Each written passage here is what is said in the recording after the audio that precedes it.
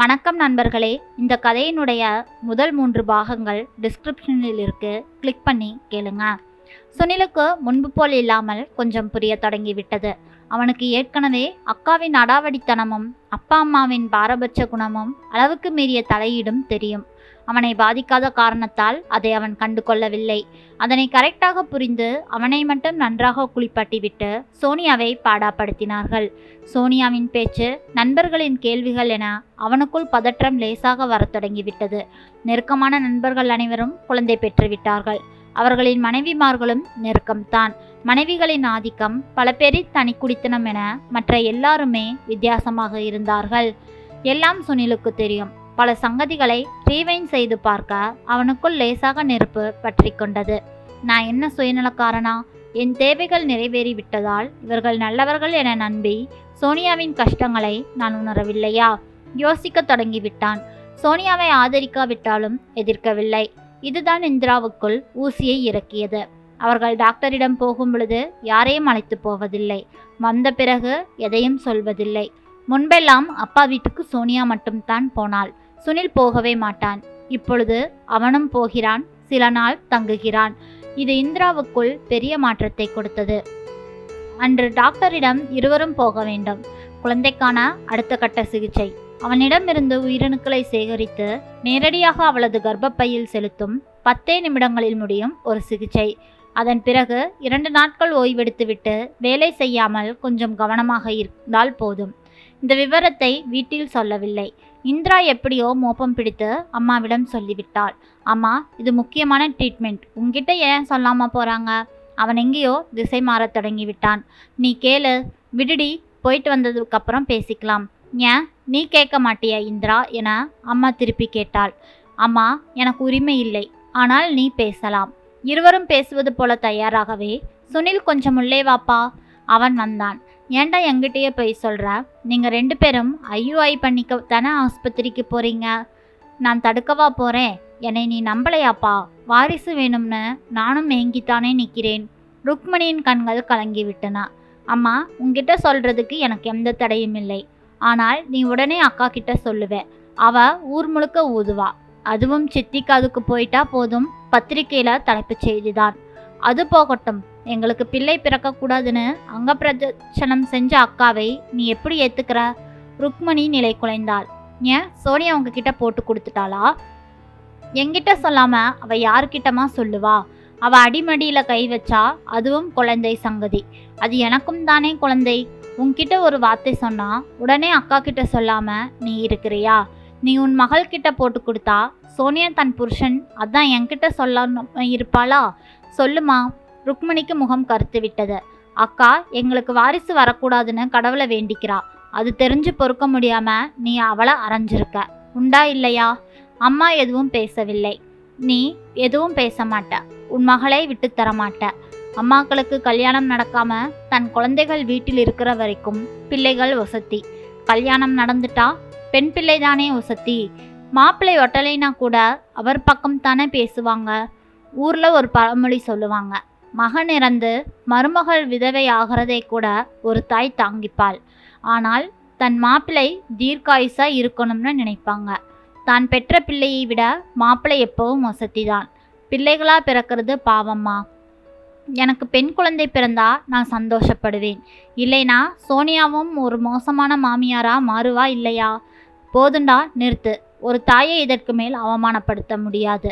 தம்பிக்கு குழந்தை பிறந்தா தன் குழந்தையோட செல்வாக்கு குறையும்னு தப்பா வேண்டிக்கிற உன் மகளை நீ இன்னமும் இந்த வீட்டிலே வச்சிருக்கிற. அப்புறமா நாங்கள் டாக்டர் கிட்ட போகிறத எப்படி உங்ககிட்ட சொல்லணும்? சாரிம்மா, நாங்கள் புறப்படுறோம். இதையாவது உன் பொண்ணுக்கிட்ட நீ சொல்ல மாட்டேன்னு நினைக்கிற.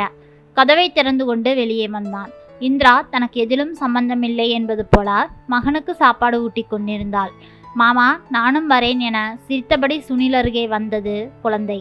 இந்த மாதிரி எடுத்துக்கலாம், நீ வர வேண்டாம் ராஜா. உங்க அம்மா கோவிலுக்கு போகும் பொழுது நீயும் கூடவே போ. வா சோனியா, போலாம். இருவரும் வாசலை தாண்ட இந்திராவுக்கு அவனது வார்த்தைகளின் அர்த்தம் புரிந்தது. இந்திராவின் வெறி தலைக்கேறிவிட்டது. டாக்டரிடம் ஆரம்ப பரிசோதனை. எல்லாம் சரியாக இருந்தது. சுனிலின் உயிரணுக்கள் சேகரிக்கப்பட்டு அதை லேபில் பரிசோதனை செய்து 1 மணி நேரம் குறித்து சோனியாவின் கர்ப்பப்பைக்குள் செலுத்தினார்கள். 1/2 மணி நேரம் ஆய்வு அதிகபட்சம். நீங்க போகலாம். மாத்திரை மருந்துகள் சாப்பிடுங்கள். 2 நாள் கவனமாக இருக்கணும். அப்புறமா நீ ஆஃபீஸ் போகலாமா? அதிகமாக ஸ்ட்ரெயின் பண்ணிக்க வேண்டாம். பிறந்த வீட்டுக்கு போய் கூட நீ இருந்துக்கலாம். டாக்டர், இதோ ரிசல்ட். எல்லாம் நல்லபடியாக உள்ளது. மாத கடைசியில் நீ வீட்டுக்கு விளக்கு ஆகலைனா அதிலிருந்து 2 நாட்கள் கழித்து 2 பேரும் வாங்க. All the best. மனசில் பதட்டம் இல்லாமல் எப்பவும் சந்தோஷமாக இரு. அவள் எதுவும் பேசவில்லை. மனுஷ வாழ்க்கையில் விடிஞ்செழுந்தா தினமும் பிரச்சனை தான். அதிலிருந்து யாரும் தப்பிக்க முடியாது. டென்ஷன் பட்டு எதையும் தடுத்து நிறுத்த முடியாது. நடக்கிறது தானே நடக்கும். கிடைக்க வேண்டிய நேரத்தில் கிடைக்கும். பதட்டமாகி இரத்த ஓட்டம் கூடி உடம்பு சூடானா சிகிச்சைக்கு எதுவும் பலனில்லை. தாயாகிறது உன்னுடைய முதல் விருப்பம். மற்றதையெல்லாம் பின்னுக்கு தள்ளு என்றார் டாக்டர். சரி டாக்டர். புருஷனோட அன்பும் அரவணைப்பும் நிறைய இருந்தால்தான் ஒரு பெண் தாயாக முடியும். உடம்பு மட்டும் காரணமில்லை. ஒரு துளி விந்து போதும் ஒரு குழந்தையை உருவாக்க. ஆனால் கடலளவு பாசம் வேணும் அதை தக்க வைக்க. டாக்டர், நிச்சயமா டாக்டர். இருவரும் வெளியே வந்து விட்டார்கள். நீ இந்த மாத கடைசி வரைக்கும் உங்கள் அப்பா வீட்டில் போய் இருக்கிறியா சோனி? நானும் வேணா கூட வரேன். வேண்டாம், அங்கே நம்மை கவனிக்க யாரும் இல்லை. அம்மா இல்லைங்கிற ஏக்கம் அங்கே போனால் அதிகமாகி அது எனக்கு பாதகமாகத்தான் முடியும். நம்ம வீட்டுக்கே போய்க்கலாம். சரி வா போலாம். டாக்டர் சொன்னபடி நிறைய பழங்கள் சத்தான பொருட்கள் எல்லாம் வாங்கி கொண்டான் சுனில். வீடு திரும்ப மாலையாகிவிட்டது. உள்ளே வந்து உடை மாற்றிக்கொள்ள, சோனி ராத்திரிக்கு சப்பாத்தி போட்டு குருமா பண்ணிடு. சுனில் எழுந்து விட்டான். இல்லைம்மா, அவர் ரெஸ்ட் எடுக்கணும். என்னடா தம்பி, சோனி கர்ப்பமாயிட்டாளா? சொல்லவே இல்லை. அப்படி ஆகியிருந்தா நாங்கள் ஏன் வீட்டுக்கு வரோம்? அதை நல்லா கொண்டாடிட்டு அவங்க அப்பா வீட்டுக்கெல்லாம் போயிட்டு தானே வந்திருப்போம். இந்திராவுக்கு இதை கேட்டதும் அடிவயிறு பற்றி எரிந்தது. என்னடா இப்படியெல்லாம் பேச உனக்கு யார் கற்றுக் கொடுத்தா? இந்திரா திமிரா சோனியா விஷயமாக உதட்டை மடித்து சிரித்தாள். என்னடி வேலையை காட்டத் தொடங்கிட்டியா? சரி, டாக்டர் என்ன சொன்னாங்க? அம்மா ருக்மணி கேட்க. IUI செஞ்சாங்க. பூரண ஓய்வு வேணுமாம். ரிசல்ட் எப்போ தெரியும்? ருக்மணி ஆர்வமாக கேட்க. அம்மா, ஒரு தடவை செஞ்சால் உடனே பலிக்காது. அது 4 தடவை செய்வாங்க. அதுவும் பலிக்கலைனா IVF போவாங்க. சில பேருக்கு அது கூட கை கொடுக்காது. ஆனால் செலவு 5 லட்சத்தை தாண்டும். சுனில் கையில் எதுவும் நிற்காது. கடனாளியா ஆக போகிறான் பாரு. அப்படி நடந்தாலும் அவரை கஷ்டப்பட நான் விடமாட்டேன் என்றாள் சோனி. ஏன், என்ன செய்வ? நீ இரு சோனி. அக்கா, நாங்கள் 2 பேருமே சம்பாதிக்கிறோம். லோன் போட்டு அடைக்கிற சக்தி எங்களுக்கு இருக்கு. நிச்சயமா அப்பா கிட்ட கேட்க மாட்டோம். கேட்டாலும் அப்பா கிட்ட இல்லை, தெரியும். எல்லா செலவையும் அவர் தானே பார்க்க வேண்டியிருக்கு. சுனில், நாம் மாதம் மாதம் பணம் கொடுத்துட்றோம். நாம் இங்கே ஹோட்டலுக்கு குடும்பமாக போனாலும் நீங்களோ மாமாவோ தானே தரீங்க. இந்திராவின் முகம் உடனே சிவந்து விட்டது. மாப்பிள்ளை ரங்கா சரியான ஓசிக்ராக்கி. கோயில் பிரார்த்தனைகள் ஒரு புறம் நடக்குது. இதையெல்லாம் கடந்து சோனியா கர்ப்பமாகணும் இல்லையா? ஏன்டா இப்படி பேசுகிற? நான் உண்மையைத்தானேக்கா சொன்னேன். சரி விடு சோனி, நீ எந்த வேலையும் செய்யாமல் ரெஸ்ட் எடு. இது டாக்டரோட உத்தரவு. புரியுதா உனக்கு? அப்படின்னா அம்மா வேலை எல்லாம் முடியுமா?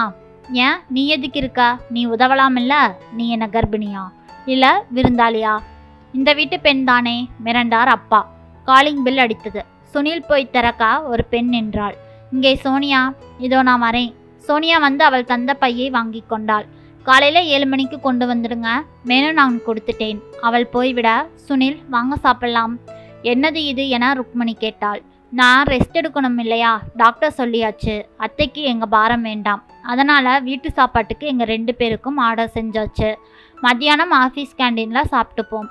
அம்மா, நான் இருக்கும் பொழுது என் பிள்ளைக்கு செஞ்சு தர மாட்டேனா? அவன் எனக்கு பாரமா என ருக்மணி குமரினாள். அப்போ சோனி மட்டும் பாரமா? நான் வசதியா? அவளுக்கு செய்யறதை அம்மா விரும்பினாலும் அக்கா குத்தி காட்டுவா. எதுக்கு வம்பு என்றான் சுனில். இந்திரா எதற்கும் சளைக்கவில்லை. தொடர்ந்து ஆலயத்துக்கு சென்று அடுத்தடுத்து வழிபாடுகள் நடந்தன. தீச்சட்டி, அடி பிரதர்ஷனம், மண்சோறு என எதையும் விடாமல் தீவிரமாக செய்தாள். அத்தனையும் சோனியாவுக்கு குழந்தை பிறக்கக்கூடாது என்ற வேண்டுதல். ருக்மணி கேட்டுவிட பகிரங்கமாக இந்திரா ஒப்புக்கொண்டாள். வேண்டாம் இந்திரா, இது தப்பு. தெய்வத்துக்கிட்ட வேண்டுதல் வச்சா அதில் நல்லது நோக்கம் மட்டுமே இருக்கணும். அவன் உன் தம்பி, மனைவி, குழந்தை, குடும்ப வாரிசு, நம் வம்சமே விளங்கக்கூடாதுன்னு நீ வேண்டிக்கிறது எங்களுக்கும் பாதகம்தான். பிறந்த வீட்டுக்கு நீ துரோகம் நினைக்கலாமா? இல்லைம்மா, நீ புரிஞ்சுக்கோ. இவளுக்கு குழந்தை பிறக்கவே கூடாது. அந்த வெறுப்புல சுனில் இவளை விவாகரத்து செய்யணும். அப்புறமா இன்னொரு கல்யாணம் நடக்கணும். இந்திரா, இது ரொம்ப தப்பு. இன்னொருத்தி வந்து உனக்கு அடங்கி நடப்பாளா? அவளுக்கு பிள்ளையே பிறக்காதா? அது அடுத்த கட்டம். இப்போதைக்கு இவ வாழக்கூடாது. இவ தாயாக கூடாது, நாசமாக போகணும். முகமெல்லாம் சிவந்து வெறி பிடித்தவள் போல கத்த ஆரம்பித்து விட்டாள். அவளுக்கும் புருஷனுக்கும் வெளியிலிருந்து சாப்பாடு, சம்பாதிக்கிற திமிரு. நீ கேட்டதெல்லாம் கிடக்கும், ஆனால் குழந்தை மட்டும் கிடைக்காது. அவளின் வெறி அதிகமானது. 15 நாட்கள் துரும்பை கூட கிள்ளி போடாமல் பார்த்து கொண்டான் சுனில். அவளை தங்கத்தட்டில் தாங்கினான். ஆபீஸில் கொண்டு வந்து விட்டு மாலை அழைத்து வந்தான். எந்த நேரமும் அவளுடன் தான் இருந்தான். வீட்டு சாப்பாடும் இல்லை. இந்திராவுக்கு உடம்பு முழுக்க அமிலம் தடவியது போல எரிந்தது. தாழ முடியாமல் சோனியாவிடம் வந்து, நீ கர்ப்பமான மாதிரி தம்பி தாங்குறான், தாங்கட்டும், ஏன்னா சத்தியமா அது நடக்க போறதில்லை. அந்த ஏமாற்றத்தில் என் தம்பி தலைகீழாக மாறுவான். கேட்டது கிடைக்காமல் நினைத்தது நடக்காம இருந்தா அவன் மிருகமா மாறுவான். இனிமேல் தாண்டி இருக்கு உனக்கு. சரி, பிடிங்க பில்லை. பில்லா? ஆமா, அண்ணன் சாப்பிட்ட 14 நாள் பில்லு. எனக்கு குழந்தையே பிறக்கக்கூடாதுன்னு உங்க வேண்டுதல். ஆனா நாங்க குழந்தைய சாமியா நினைச்சுக்கிறோம். அது சாப்பிட்டா சாமிக்கு படைத்த மாதிரி. உங்க புருஷனுக்கு எங்களால் போட முடியாது. பணத்தை எடுங்க. ஏய், இது எங்க வீடுடி. ஹலோ, பணம் உங்க தம்பி தரல, நான் கொடுத்துருக்கேன். உங்க புருஷனுக்கு நான் எதுக்கும் சாப்பாடு வாங்கி தரணும்? மாமனார்கிட்ட வேணா ஓசியில திங்கட்டும். மச்சின சம்சாரம் தர வேண்டிய அவசியம் இல்லை. எடுங்க முதல்ல பில்ல. இந்திராவுக்கு அவமானம் தாங்க முடியவில்லை. தம்பி வந்ததும் குமரி கொட்ட, அக்கா, அது அவளோட பணம். கேட்டா நீ கொடுத்துடு. நான் இதில் தலையிட முடியாது. அவரை நாங்கள் ஏன் கூப்பிட்டு கொடுத்தீங்க? நாங்கள் இங்கே கூப்பிட்டோம். வாசனை பிடிச்சிட்டு அவராக வந்து தானே சாப்பிட்டாரு, மெனு கொடுத்தாரு. இதுவே ஹோட்டலில் போய் சாப்பிட்டு பில் கொடுக்காம அவர் வந்தா மாவாட்ட விட்டுருவாங்க. குடு. அப்பா கிட்ட சொல்லுவேன். உங்கள் அப்பா என்ன பெரிய அப்பாட்டக்கரா? அவர் என்ன நாட்டாமையா? இந்திரா, அப்பா 10,000 கொடுங்க. எதுக்குமா? நீங்கள் உடனே கொடுங்க, நாங்கள் உங்கள் கணக்கில் அனுப்புகிறேன். அவர் கொண்டு வந்து தர அதை சோனியா முகத்தில் வீசி எறிந்தாள். ஹலோ, எடுத்து மரியாதையே கையில் கொடுங்க. சோத்தை அவமதிச்சா கடவுள் கூட மன்னிக்காது. எடுத்து கொடுத்து விட்டாள். ஆட்டமா ஆடுற, உனக்கு இருக்குடி. பக்கத்தில் வந்தாள் சோனியா. சரிதான் போடி. மாச கடைசியும் வந்து விட்டது. சோனியா பதற்றமாகி விட்டாள். வயிறு வலிக்குதுங்க, இந்த மாசமும் வந்துடும் போலிருக்குதே. சோனியா, தன்னம்பிக்கை தைரியம் ரெண்டும் வேணும். நாம யாரையும் கெடுக்க நினைக்கல. நல்ல விதமா நடந்தா நல்லதே நடக்கும். டாக்டர் சொன்ன தேதி நாளைக்குத்தான். இந்திராவும் இதை கணக்கு வைத்திருந்தாள்.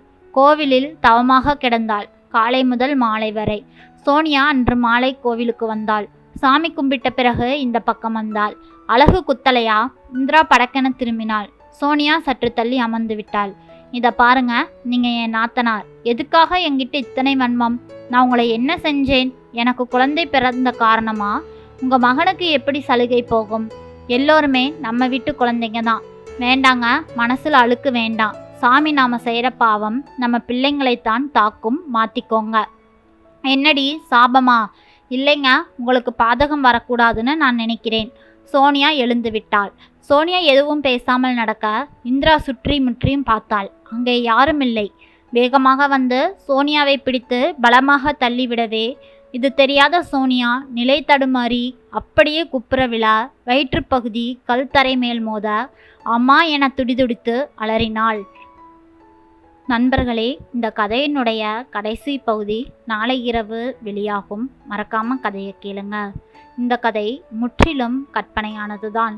கூட்டு குடும்பத்தில் இப்படியும் நடக்கலாம் என்று சித்தரிக்கப்பட்ட கதையாகும். யாரும் இதை தவறாக நினைக்க வேண்டாம். குழந்தை வளர்த்திற்காக இயங்கும் ஒரு சாதாரண பெண்ணின் மனதிலுள்ள வழியே இந்த கதையினுடைய திருப்பமாகும். சோனியாவுக்கு குழந்தை பிறந்ததா? மருத்துவமனையில் என்ன நடந்தது என்ற கடைசி பகுதி நாளை இரவு கதையை கேட்கலாம்.